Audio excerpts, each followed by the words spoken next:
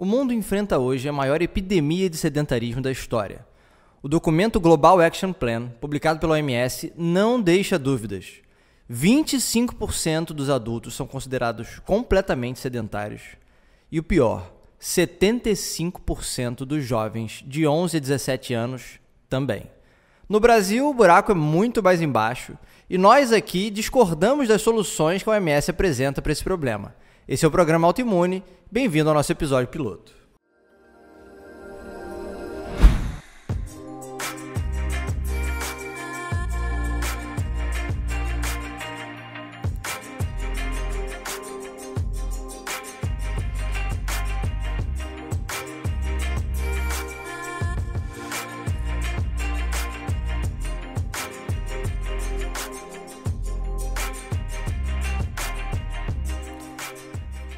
Muito bom dia, queridos amigos, queridas amigas, queridos ouvintes. Estamos aqui nessa agradável manhã, cumprindo o nosso ritual de trazer informação relevante sobre saúde, sobre hábitos, sobre disciplina. E sejam muito bem-vindos ao episódio piloto do Autoimune. Foi uma grande preparação até chegar a esse momento e é uma honra ter você aqui como ouvinte. Seja você uma pessoa que veio... que acompanha o trabalho que foi feito no meu Instagram, no Café com Bruno Maia, seja você uma das pessoas que conhece o trabalho da Boiler, seja você um novo ouvinte que está chegando por indicação de alguém, seja muito bem-vindo. Foram muita preparação até esse momento, muito conteúdo trabalhado, muitos testes feitos. Estamos aqui nessa atmosfera um pouco informal, né? Você que está vendo aí pelo YouTube ou pelo Vimeo, aqui na sala da minha casa, seja bem-vindo, fique à vontade, até a gente montar nosso estúdio oficial. É aqui mesmo que eu vou fazer os primeiros episódios, sem problema nenhum. É um prazer receber você aqui na minha casa. Bom, como a gente falou aí no drop inicial, a gente tem informações sobre o sedentarismo direto da OMS, é a fonte mais confiável do mundo, não tem como ser mais confiável do que isso. E os dados são muito alarmantes e nos levam a uma discussão que vai perdurar por toda essa primeira temporada do Autoimune.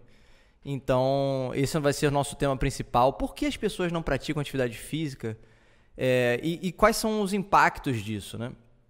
Então, você, meu querido ouvinte que está chegando agora, pode estar se perguntando, mas Bruno, de onde surgiu a ideia de fazer esse programa? De onde veio essa vontade de falar sobre esse assunto? Com qual objetivo vocês da Boiler, ou você, Bruno, teve esse propósito?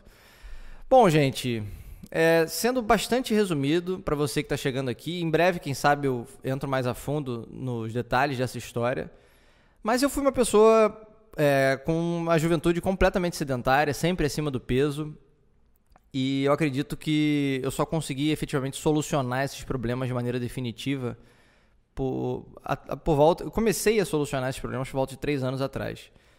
E eu acho que o que assusta muito quando se fala desse assunto, quando se fala dessa maneira, né, eu tenho 32 anos, ou seja, eu passei 29 anos fazendo besteira com a minha saúde e 3 anos acertando. E o que mudou aí? Foi conhecimento, de fato foi conhecimento. E eu passei por maus bocados até chegar aqui.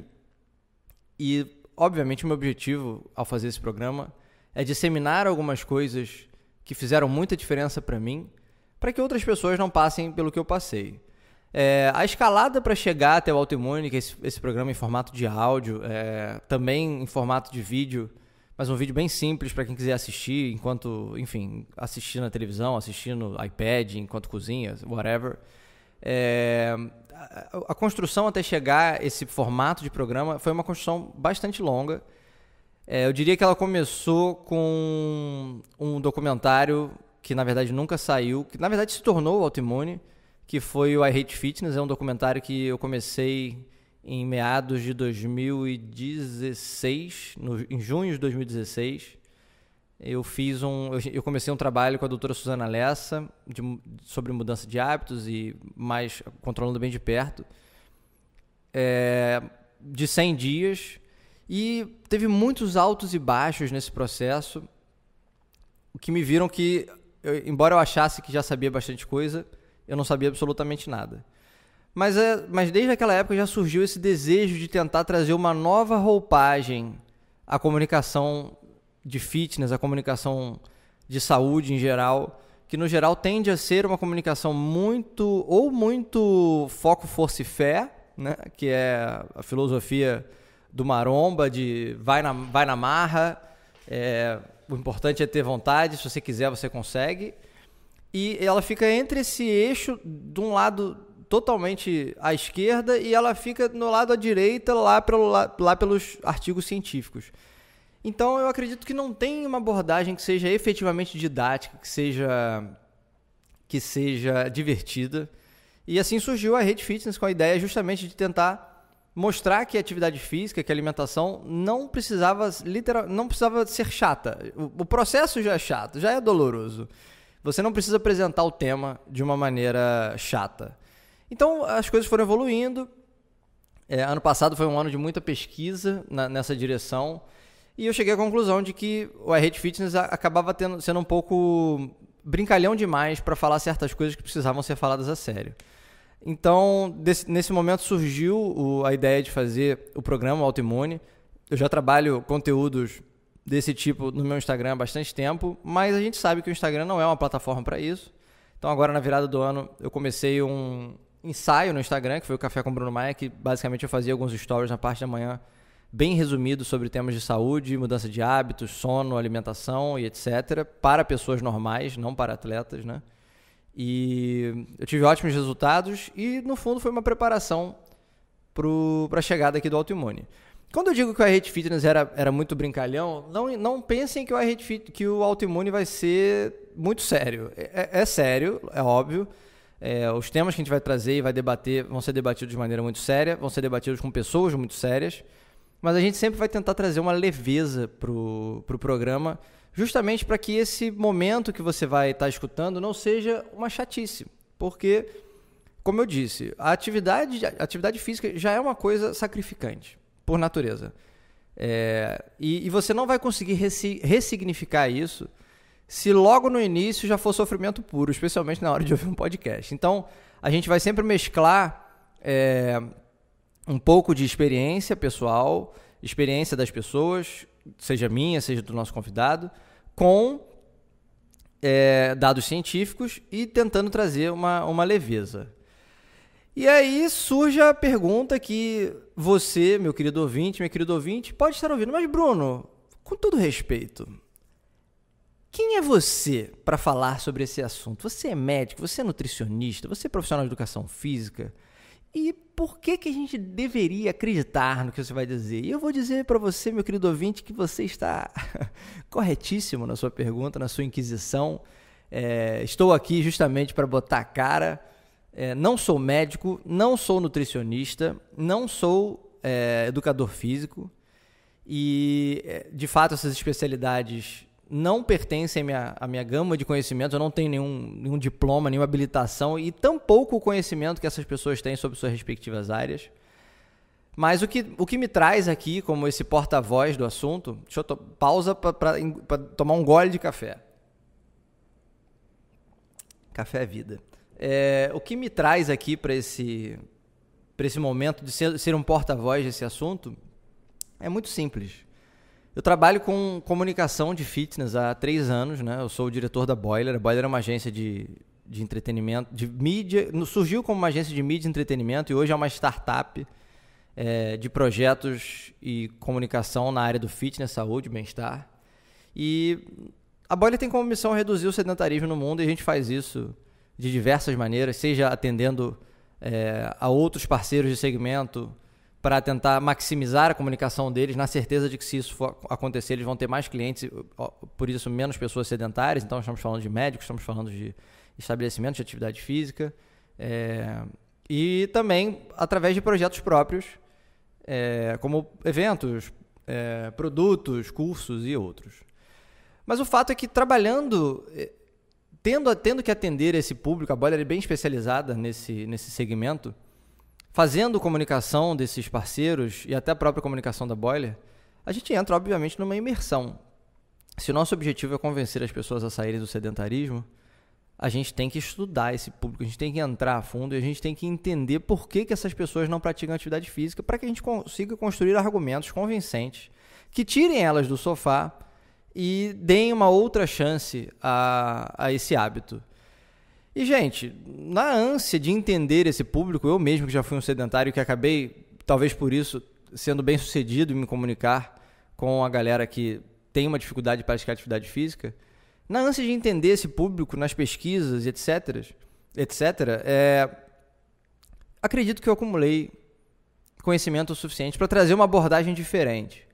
Então, não me levem a mal, eu não desmereço de modo algum as especialidades que eu falei, pelo contrário, ao longo da temporada a gente vai receber convidados que têm esse conhecimento técnico muito mais profundo para debater certos temas, mas na minha condição eu me sinto extremamente habilitado para conduzir esse podcast e conduzir os questionamentos na certeza de que, por ser ex-sedentário e por, mesmo não mais sendo sedentário, estudar o público sedentário diuturnamente, na ânsia de justamente tentar convencer ele a praticar atividade física, seja pela comunicação da Boiler, ou seja pela comunicação de qualquer um dos nossos clientes e parceiros, eu me sinto bastante tranquilo em saber que eu vou conseguir abordar essas questões com uma ótica de efetivamente quem sofre.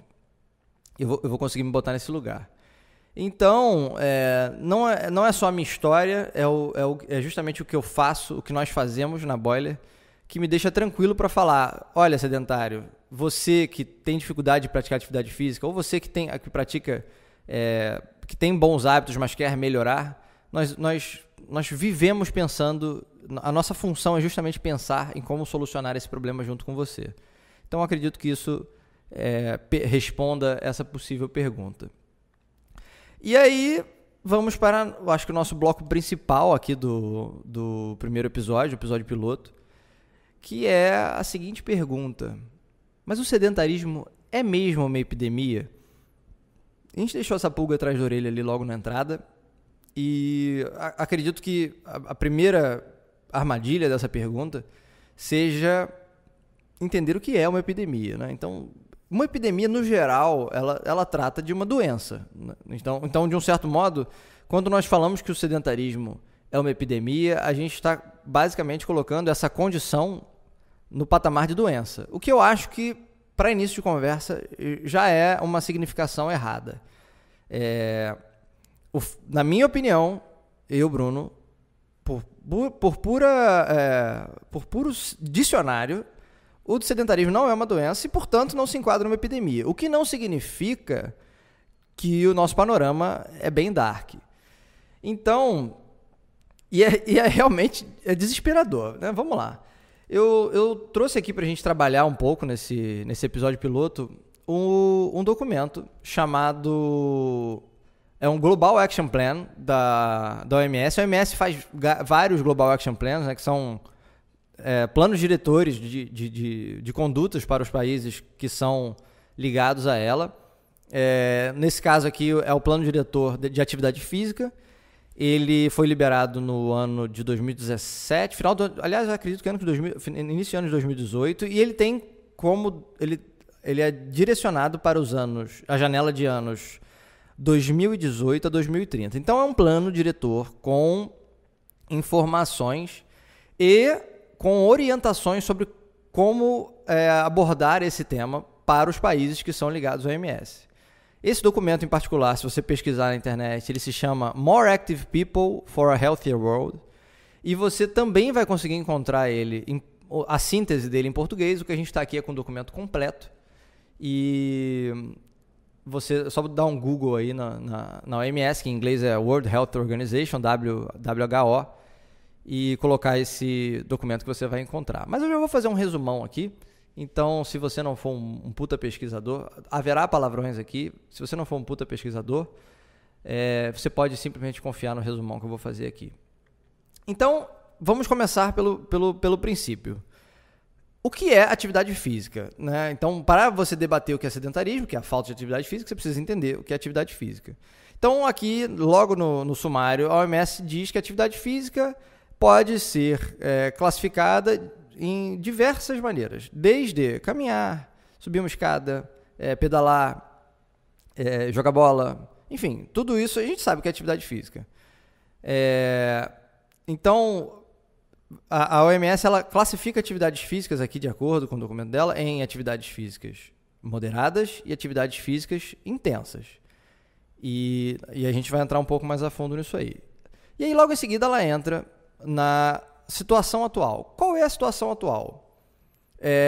Ela diz, em primeiro lugar, que o progresso para reduzir o sedentarismo tem sido lento e, de um certo modo, ela está se eximindo do fato de falar que, na verdade, a gente está perdendo a guerra para o sedentarismo. E ela fala que é por falta de consciência e de investimentos. Questionável. Mas os fatos são, no mundo, então esse estudo foi feito em 168 países, no mundo, 1 em cada 4 adultos, ou seja, 25% da população adulta, é considerada sedentária crônica. Ou seja, pessoas que não cumprem o mínimo necessário de atividade física. E aí eu vou falar, o mínimo é muito mínimo, gente. Vamos lá. Agora, se esse número já te preocupa, eu acho que o de adulto até que não assusta tanto. Mas o de adolescentes é surreal, gente. 3 em cada 4 adolescentes são considerados sedentários crônicos. Ou seja, crianças de 11 a 17 anos, que é justamente a fase mais ativa. E então a gente está caminhando aí para um cenário onde a nossa próxima geração vai ter muito mais problemas de saúde do que a gente está tendo hoje, né? Agora, como eu disse, para entender o que se enquadra em sedentarismo, temos que entender o que é atividade física. Então, o que a OMS estabelece? Ela diz que um adulto, para ser considerado sedentário, ele precisa praticar menos de 75 minutos semanais de atividade física intensa ou menos de 150 minutos de atividade física moderada. Então, vamos lá. Mas, Bruno, o que é atividade física intensa e o que é atividade física moderada? A OMS classifica como atividade física moderada qualquer prática de atividade física que, vamos colocar dessa maneira, que se enquadre na sua rotina, muitas vezes sem ser efetivamente, como é que eu vou colocar, propositalmente atividade física. Vamos colocar dessa maneira. Ou seja, a gente está falando, se você vai para o trabalho, você vai caminhando, né? Você não está saindo de casa para praticar atividade física, de fato, para elevar sua frequência cardíaca, isso é considerado uma atividade física moderada. Se você vai pedalando para o trabalho, isso é considerado uma atividade física moderada. Se você sobe uma escada, se você anda até o ponto de ônibus, isso é considerado atividade física moderada, né? Então, tudo isso vai ser abatido desses 150 minutos semanais. Então, gente, a gente está falando de muito pouca atividade física. Supostamente, se você mora aí, vamos dar um exemplo, vamos usar primeiro o ponto de ônibus, né? Que no geral, é o que a maioria das pessoas vai se identificar. Então, se você mora aí a cerca de 1 quilômetro do ponto de ônibus, ou, sei lá, não que você mora a 1 quilômetro, porque é uma distância talvez um pouco grande para a maioria das pessoas, mas se você caminha 1 quilômetro entre a sua casa e o ponto de ônibus, e do ponto de ônibus que você salta até o trabalho, isso já vai dar aí, possivelmente, uns 12 minutos de caminhada. Então, se você faz isso para ir, são 12, se você faz isso para voltar, são mais 12, já estão em 24, e se por acaso você caminhou 6 minutos dentro do seu trabalho, para ir visitar seu chefe e tal, para conversar com aquele teu amigo, para tomar um café, para comer um donut, né? Você já bateu aí a sua meta de 30 minutos diários.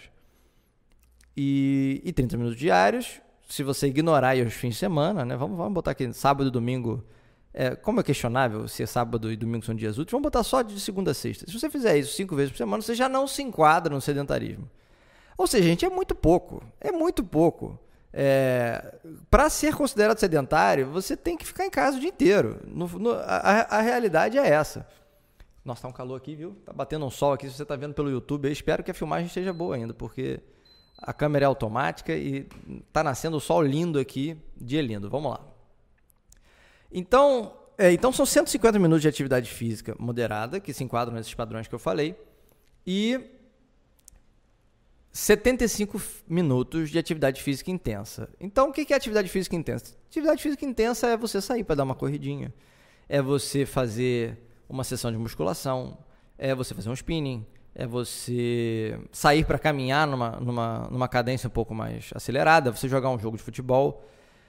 E a gente também está falando aí de 75 minutos na semana, ou seja, se você fizer uma sessão, que geralmente leva aí 1 hora, né? Vai fazer uma aula de natação, 1 hora. Uma aula de spinning, 45 minutos. Uma aula de futebol, 1 hora. Você está falando aí que se você fizer isso em um dia, você só precisa bater mais 15 minutos. E aí se você pegar provavelmente se você pegar esses 60 minutos aí e juntar com o que você faz de atividade física moderada, você também não é considerado um sedentário crônico. E ele nem usa essa palavra crônico, tá, gente? Eu que estou colocando essa condição de sedentário crônico, porque para mim, uma pessoa que faz esse nível de atividade física, ela é sedentária ainda. É muito pouco. É muito pouco. Cara, para pensar. O que são 15 minutos andando para ir, 15 minutos para voltar de qualquer lugar? Todo mundo anda isso. Então eu acho assustador como é que, mesmo nos padrões tão baixos, a gente tem um índice tão alto, né? 25% de sedentários crônicos nessas condições, a gente está falando de muita gente, porque se a gente aumentar um pouco os padrões, vai incluir aí quase 50% das pessoas. Mas tudo bem, isso é no mundo, né? Então a OMS fez esse estudo em 168 países e, com isso, chegou nesses números globais. Só que no Brasil o buraco é bem mais embaixo. E quando eu digo bem mais embaixo, é bem mais embaixo mesmo. A gente não tem acesso aqui aos números de como é o panorama de crianças e adolescentes aqui no Brasil, mas a gente tem o de adultos. E, gente, pasme, apesar do Brasil ter essa cultura tropical, essa malemolência, o país do futebol, corpos sarados na praia, nós estamos num panorama de 45% da população adulta considerada sedentária, nesses padrões.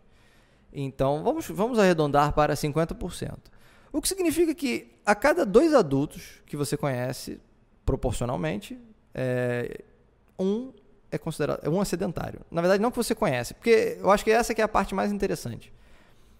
Se você está ouvindo isso aqui, é muito provável que você já faça parte de uma bolha que tem consciência.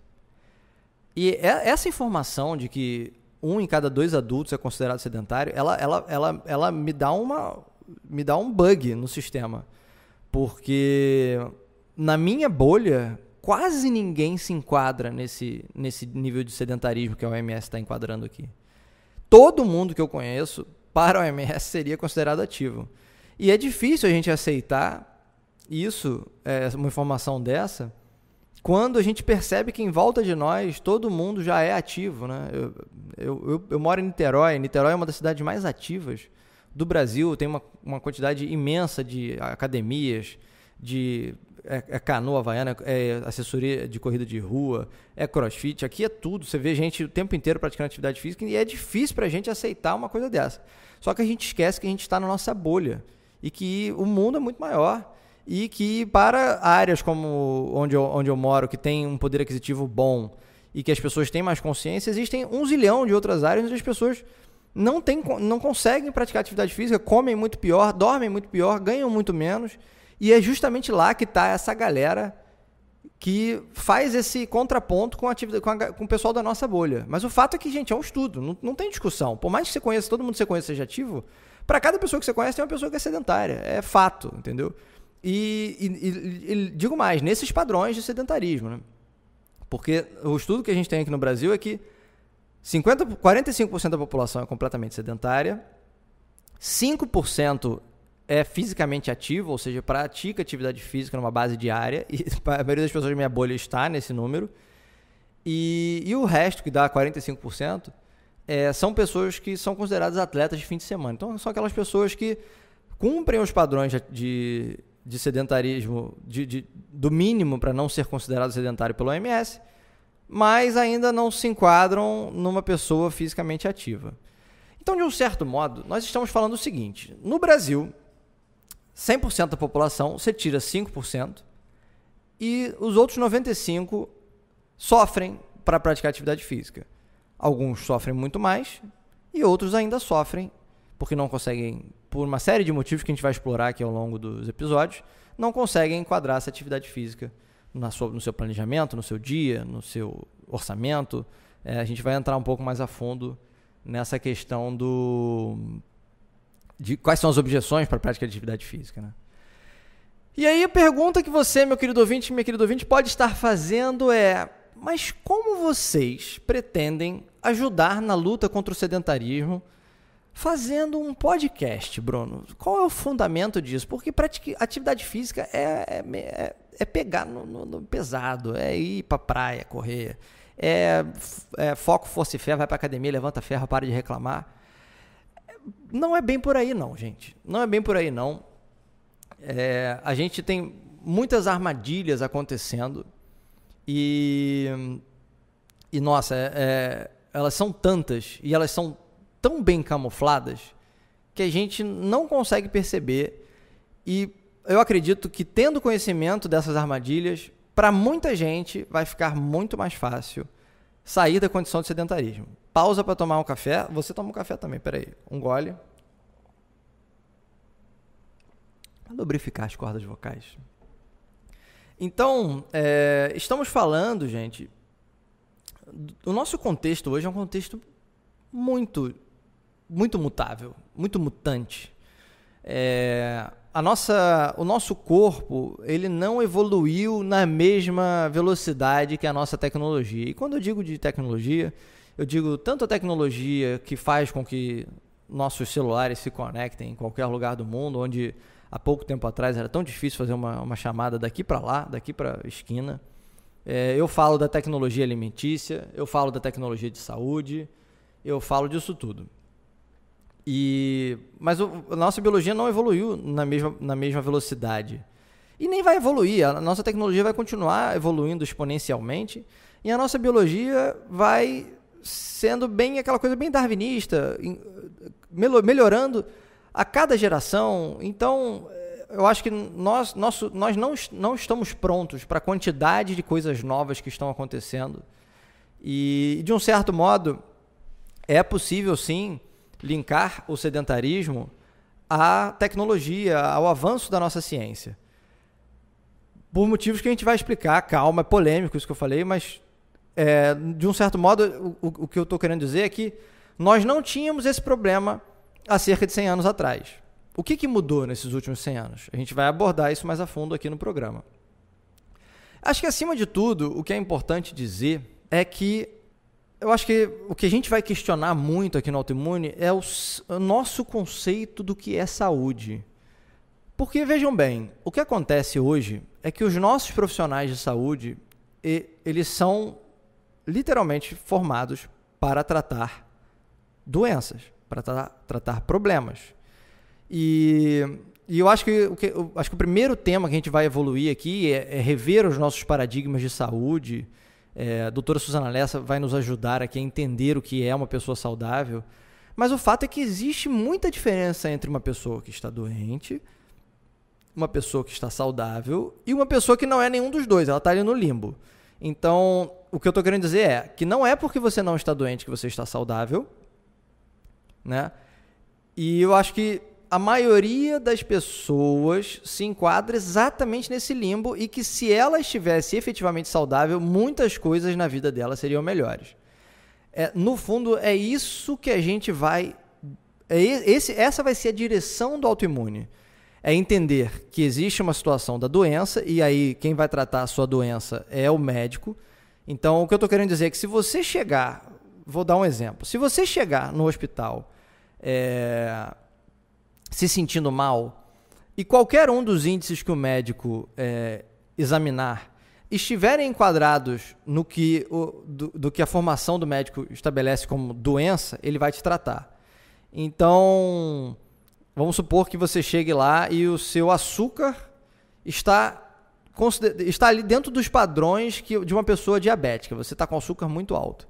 Aí o médico vai tomar uma abordagem para te tratar. Só que se o seu açúcar estiver muito alto, mas não alto o suficiente para para ser considerado diabético, então a gente está falando aí da insulina, da regulação toda ali, mas eu estou dando um argumento bem simplista para tentar explicar o meu ponto. Se você chegar no hospital e os seus sintomas se enquadrarem no nível clínico, você vai ser tratado. Se eles não se enquadrarem no nível clínico, você vai voltar para casa.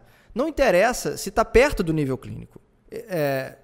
No máximo, o médico vai falar, olha, você precisa comer menos, sei lá, menos isso, menos aquilo, menos açúcar. Mas ninguém vai te dar uma atenção especial porque você está quase doente. Se você não estiver no nível clínico, você vai voltar para casa.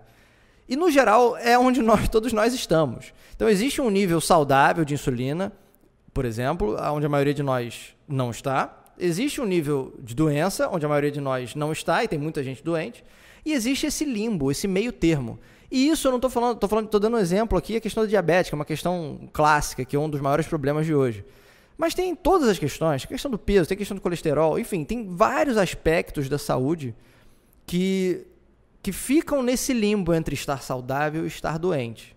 E o que nós defendemos aqui é que se você estiver saudável, na verdade o que a gente defende aqui é que você vá para o eixo saudável, que você não só não esteja doente, mas que você efetivamente esteja saudável.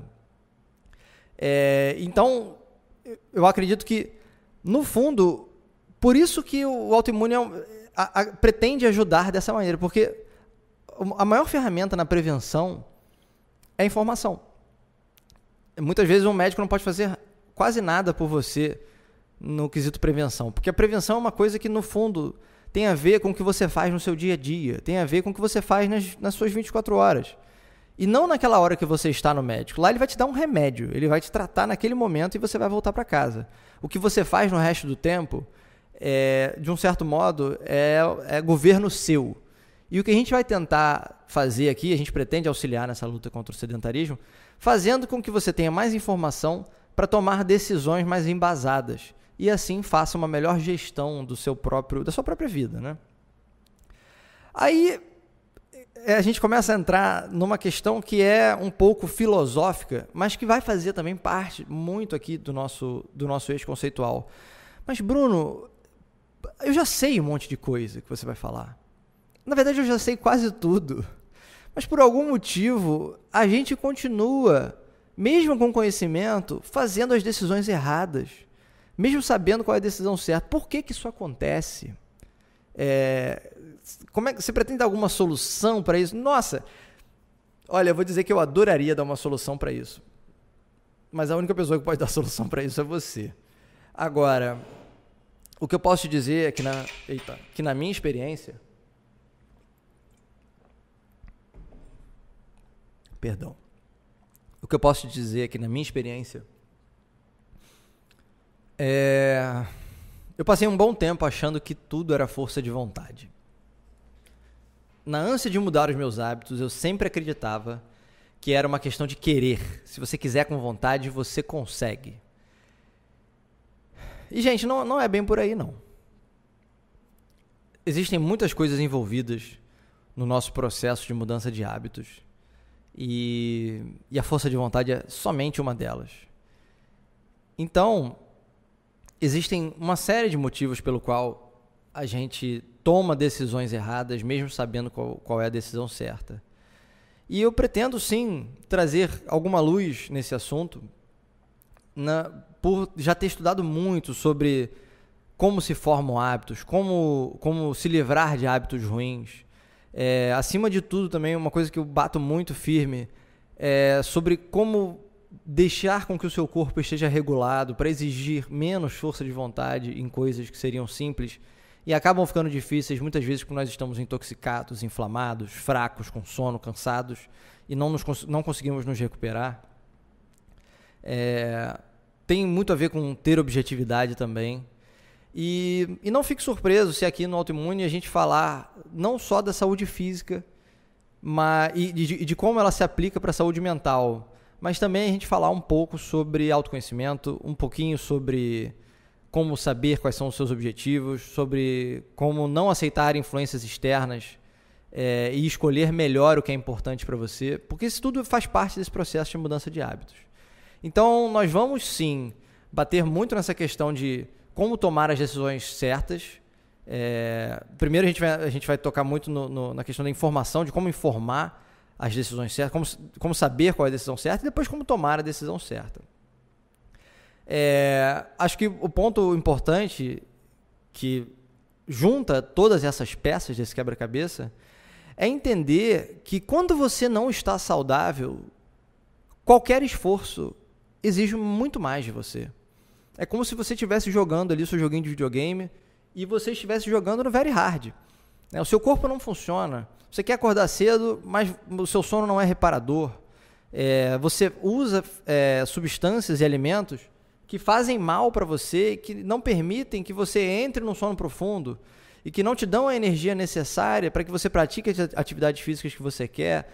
Muitas vezes você está comendo e o que você está comendo é uma substância alimentar e não um alimento de fato, ou seja, ele não está te nutrindo. Então, embora você esteja comendo, você continua com pouca energia, com poucos nutrientes. Então, isso tudo impacta na sua mudança de hábitos, porque mudar o que está dentro da sua mente, né, o que está lá no fundo do seu cérebro, enraizado, exige muita força de vontade, sim.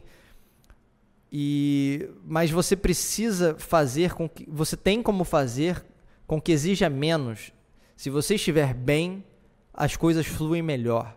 E eu acho que esse é o principal ponto que as pessoas insistem em errar quando pretendem mudar os seus próprios hábitos.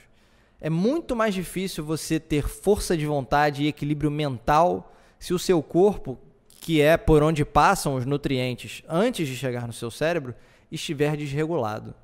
E é por isso que o autoimune traz uma abordagem de saúde para pessoas normais e não tanto para atletas. O que a gente defende aqui é que todos podem se beneficiar de um corpo que funciona melhor, independente se você está buscando performance, independente se você está buscando estética. Se você tem sonhos e quer se tornar o protagonista da sua própria vida, se você é um empreendedor, se você é um gerente, se você é um autônomo e precisa de mais de você, né? Talvez de mais concentração, de mais performance, de mais inspiração, de mais criatividade, você precisa estar funcionando na sua melhor condição. E o que a gente pretende trazer aqui é as informações para que essas pessoas consigam fazer essa transição para uma vida mais plena em busca dos seus próprios objetivos. O Autoimune, no fundo, é um podcast, é um programa para quem tenta mudar, mas insiste em cair sempre nas suas próprias armadilhas. Tem a ver justamente com se tornar imune a si mesmo. A gente hoje liga essa palavra autoimune, especialmente às doenças autoimunes, né, que são doenças que elas criam, o corpo cria imunidade contra elas e elas criam imunidade contra o corpo, é um ciclo. Mas o nosso objetivo aqui de chamar o podcast de autoimune é se tornar imune a si mesmo. E eu acho que ninguém questiona a importância do autoconhecimento para fazer boas decisões no mundo onde hoje a gente tem 1 zilhão de decisões possíveis e que se a gente não se entender e não conseguir se livrar dessas nossas próprias armadilhas, é muito fácil ou a gente não tomar decisão nenhuma ou tomar a decisão errada. E um dos aspectos que a gente vai entrar é como saber se eu estou realmente saudável. Quais são esses indicadores? Como é que eu percebo se... Ok, Bruno, você falou que posso estar doente e que eu posso estar saudável e que eu posso estar no limbo. Como é que eu sei que eu estou no limbo? A gente vai falar disso e a gente vai falar sobre a ótica da ciência, sobre a ótica de conhecimentos de profissionais especializados, de artigos científicos e tudo isso. Por último, gente, para encerrar esse episódio piloto, eu trago uma reflexão aqui para vocês, que é uma reflexão que, na minha opinião, pode fazer você rever alguns dos seus conceitos. O filósofo Nietzsche, ele obviamente publicou coisas maravilhosas e que nos deixam sempre a refletir sobre a nossa natureza. E uma frase muito famosa dele é: o que não me mata me fortalece. E muitas vezes eu vejo as pessoas usando essa frase para tentar justificar males diários que faz contra si mesmo. E o que eu pergunto para você é: será que o que não te mata te fortalece? Eu acho que o que o Nietzsche quis dizer é que uma experiência de quase morte que você sobrevive acaba se tornando um aprendizado. Mas uma dose de veneno que você toma todos os dias, isso não te fortalece de modo algum. Te fortaleceria se você tomasse uma dose de veneno no dia seguinte, você, com um aprendizado por não ter morrido, parasse de tomar, mas o que a gente faz é justamente o contrário. E o que a gente vai tentar te convencer aqui é que não vale a pena colocar no seu cardápio, nos seus hábitos, no seu dia a dia, certas doses de veneno, certas doses de energia negativa, seja na forma de alimentos, seja na forma de drogas, como álcool, como tabagismo. E vejam bem, eu bebo e eu já fumei, enfim, eu tenho alguma propriedade para falar sobre isso. Eu não estou dizendo que você não tem que fazer nenhum dos dois. Eu estou dizendo que você tem que ter consciência do impacto que isso tem sobre os seus hábitos, sobre a sua saúde a longo prazo. E muitas vezes decidir por uma periodicidade menor e deixar isso efetivamente para comemorações, etc. Mas essa é uma reflexão que você vai fazer. E talvez se livrar dessas más energias também nos nossos pensamentos e nas pessoas que a gente convive, que eu acho que é uma das partes mais difíceis. Eu estou lendo um livro agora chamado Não é sobre força de vontade, é um livro sobre justamente como o nosso ambiente nos impacta, e também é muito impressionante como é que a gente ignora os aspectos do nosso ambiente, como se a nossa mente fosse blindada. Ela não é. O nosso ambiente impacta completamente. O nosso ambiente inclui desde a nossa casa, desde os nossos amigos, desde a nossa família. Isso é algo que a gente tem que rever também, se eles são uma dose de veneno diária ou se eles efetivamente nos fazem bem. Senhores, encerro o episódio piloto de hoje. Vamos falar sobre o formato. O Autoimune ele vai ser um programa semanal. Geralmente, de 15 em 15 dias eu vou receber um convidado e nos intervalos, né, de 15 em 15 dias um convidado, e entre os dois episódios com convidado eu vou fazer um episódio solo, como esse, que vai durar ali em média meia hora, geralmente debatendo alguma informação da ciência ou algum tema que eu acho importante que pode te ajudar. Espero que vocês tenham gostado do programa. Você já vai conseguir encontrar ele no Spotify. Olha que honra, nunca imaginei que ia ter um negócio ali do Spotify. Você pode ouvir sem ter que baixar nada, enquanto você está indo para o seu trabalho, enquanto você está dirigindo, enquanto você está dando a caminhada, enquanto você está pedalando, enquanto você está, sei lá, fazendo o que você quiser. Eu gosto muito do formato de áudio justamente porque ele não exige 100% da sua atenção, mas quem gosta do vídeo, fique à vontade para acessar no YouTube. A gente vai soltar uns drops dos melhores momentos no Instagram também. E bom, era isso que eu tinha para dizer. Espero que vocês tenham gostado desse episódio.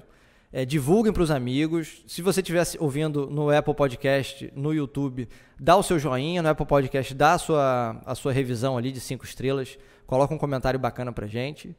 E me passem o feedback pelo Instagram, pelo site da Boiler. Eu quero muito ter esse bate-papo com vocês para que a gente possa fazer efetivamente desse programa aqui o seu programa favorito.